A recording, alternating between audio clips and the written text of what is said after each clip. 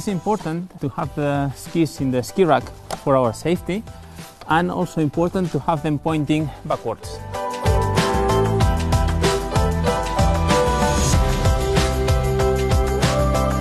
We can carry skis inside, but it's important to have them firmly tightened, because in case of an accident, just at 50 km/h, they will weigh 150 kilos.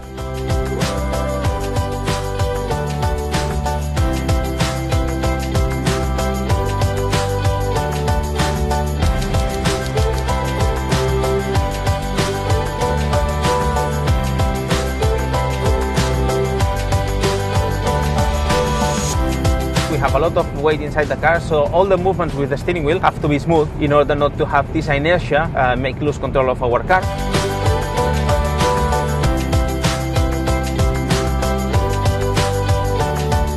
Thanks to having all the stuff organized in the boot of our car and the skis in the ski holder, in just 5 minutes we will be able to have a fantastic journey of skis.